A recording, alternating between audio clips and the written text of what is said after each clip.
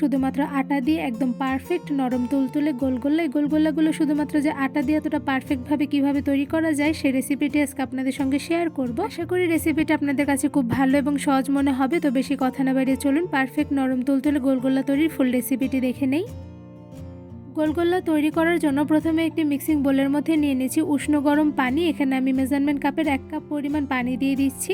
সাথে দিয়ে দিচ্ছি 1 চা চামচ পরিমাণ ইস্ট। এবার দিয়ে দিচ্ছি 1/2 চা চামচ পরিমাণ লবণ। সাথে দিয়ে দিচ্ছি চিনি। এখানে আমি 3 টেবিল চামচ পরিমাণ চিনি দিয়ে দিচ্ছি। আপনারা কিন্তু চিনির পরিমাণটা আপনাদের স্বাদ মতন কমিয়ে বাড়িয়ে দিতে পারেন। এবার একটি চামচের সাহায্যে সবগুলো উপকরণ পানির সঙ্গে খুব ভালোভাবে নেড়ে মিশিয়ে নিব। এই তো ভালোভাবে মেশানো হয়ে গিয়েছে। এবার একটি ছাঁকনির উপরে দিয়ে দিচ্ছি আটা। এখানে আমি 2 কাপ পরিমাণ আটা দিয়ে দিচ্ছি। আপনারা যতটুকু পরিমাণে গোলগোলা বানাবেন ঠিক সেই পরিমাণে উপকরণগুলো কমিয়ে বাড়িয়ে দিতে পারেন। এবার আটাগুলো খুব ভালোভাবে চেলে নিব। নরম তুলতুলে গোলগোলা তৈরি করার জন্য আপনারা আটার পরিবর্তে কিন্তু ময়দা ব্যবহার করতে পারেন, বাট আটা দিলে কিন্তু গোলগোলাগুলো একদম পারফেক্ট হয়। তো এই পর্যায়ে কিন্তু দেখতেই পাচ্ছেন ছাঁকনির সাহায্যে সবগুলো আটা আমি খুব ভালোভাবে চেলে নিয়েছি। এবার সবগুলো উপকরণ আটার সঙ্গে খুব ভালোভাবে মেখে মিশিয়ে নিব। সবগুলো উপকরণের সঙ্গে আটাগুলো খুব ভালোভাবে মেখে মিশিয়ে নিতে হবে যাতে ভিতরে কোনো প্রকার দানা দানা না থাকে। তো এই পর্যায়ে দেখতেই পাচ্ছেন আটার ব্যাটারগুলো কিন্তু আমি খুব ভালোভাবে মুথে নিচ্ছি। আটার ব্যাটারগুলো কিন্তু খুব ভালোভাবে মুথে মেখে নিয়েছি। তো এই পর্যায়ে দেখতেই পাচ্ছেন ব্যাটারগুলো কিন্তু একদম পারফেক্টলি তৈরি হয়ে গিয়েছে। এবার এই ব্যাটারগুলো আমি একটি সাইডে একটি ঢাকনা দিয়ে ঢেকে 20 মিনিটের মতন রেস্টে রেখে দিব। আটার ব্যাটারগুলো 20 মিনিটের মতন রেস্টে রেখে দেওয়ার পর দেখতেই পাচ্ছেন অনেকটা পরিমাণে ফুলে উঠেছে। এবার এর মধ্যে দিয়ে দিচ্ছি 1 চা চামচ পরিমাণ বেকিং পাউডার। সাথে দিয়ে দিচ্ছি 1/2 চা চামচ পরিমাণ কালো জিরে। এবার আটার ব্যাটারের সঙ্গে সবগুলো উপকরণ খুব ভালোভাবে মেখে মিশিয়ে নিব।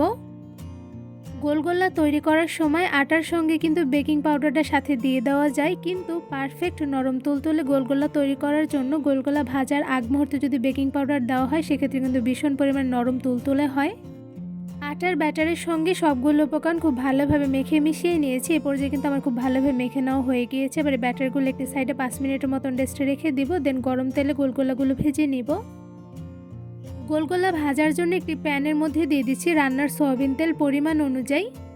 এবার তেলগুলো হালকা গরম হয়ে আসলে এর মধ্যে আমি একটা একটা করে গোল শেপে গোলগোল্লা দিয়ে দিব। তো কিভাবে আমি হাতের সাহায্যে গোলগোল্লাগুলো দিয়ে দিচ্ছি আশা করি আপনার ভিডিওর মাধ্যমে দেখেই বুঝতে পারছেন। গরম তেলের মধ্যে একটা একটা করে গোলগোলাগুলো দিয়ে দিয়েছি। এবার চুলার আঁচটা একদম মিডিয়াম টু লোতে রেখে গোলগোলাগুলো কিছুক্ষণ সময় নিয়ে ভেজে নিব। চুলার আঁচ মিডিয়াম টু লোতে রেখে কিছুক্ষণ সময় নিয়ে গোলগোলাগুলো ভেজে নিয়েছি। তো এই পর্যায়ে দেখতেই পাচ্ছেন একটা সাইডে কিন্তু হালকা কালার চলে এসেছে। এই পর্যায়ে গোলগোলাগুলো আমি একটি চামচের সাহায্যে একটা একটা করে উল্টে দিচ্ছি। একটা একটা করে সবগুলো গোলগোলা উল্টে নেওয়া হয়ে গিয়েছে। এবার আরও কিছুটা সময় নিয়ে গোলগোলাগুলো কালার করে ভেজে নিব। কিছুক্ষণ সময় নিয়ে গোলগোলাগুলো ভেজে নেওয়ার পর দেখতেই পাচ্ছেন একটা সাইডে কিন্তু খুব সুন্দর কালার চলে এসেছে। এরপর যে গোলগোলাগুলো আমি উল্টে নিচ্ছি। এই তো গোলগোলাগুলো উল্টে নেওয়া হয়ে গিয়েছে। এবার আরও কিছুটা সময় নিয়ে গোলগোলাগুলো গোল্ডেন ব্রাউন কালার করে ভেজে নেব।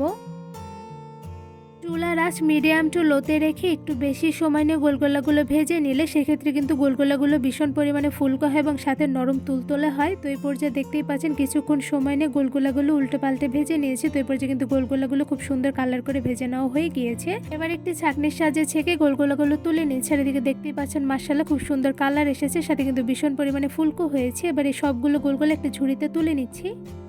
খুব সহজভাবে কোনো রকম ঝামেলা ছাড়াই শুধুমাত্র কয়েকটা উপকরণ দিয়ে তৈরি করে ফেলেছি পারফেক্ট ফুলকো নরম তুলতুলে গোলগোল্লা। বিকেলের নাস্তায় কোনো রকম ঝামেলা ছাড়াই শুধুমাত্র 2 কাপ আটা দিয়ে কিন্তু এই মজাদার পারফেক্ট নরম তুলতুলে গোলগোল্লাগুলো খুব সহজে বানিয়ে নিতে পারবেন। গোলগোল্লাগুলো খুব সুন্দর কালার করে এবং ভীষণ ফুলকো করে ভেজে নিয়েছি। দেখতেই পাচ্ছেন কতটা পরিমাণে সুন্দর হয়েছে। এবারে গোলগোল্লাটা আমি একটু আপনাদের ভেঙে দেখাচ্ছি অ্যাকচুয়ালি ভিতরে কেমন হয়েছে। তো এরপর যে দেখতেই পাচ্ছেন মাশাআল্লাহ গোলগোল্লাগুলো কিন্তু ভীষণ পরিমাণে নরম তুলতুলে হয়েছে, ভিতর থেকে হয়েছে ভীষণ ফুলকো, সাথে গোলগোলাগুলো ভেতর থেকে হয়েছে পারফেক্ট কুকড। আর এই গোলগোলাগুলো যে খেতে কতটা পরিমাণে মজাদার হয়েছে তা বাসায় একবার এভাবে যদি তৈরি করে না খান তাহলে কিন্তু একদমই বুঝতে পারবেন না। এই ফুলকো নরম তুলতুলে পারফেক্ট গোলগোলা তৈরির রেসিপিটি আপনাদের কাছে কেমন লেগেছে তা আমাকে অবশ্যই কমেন্ট করে জানাবেন।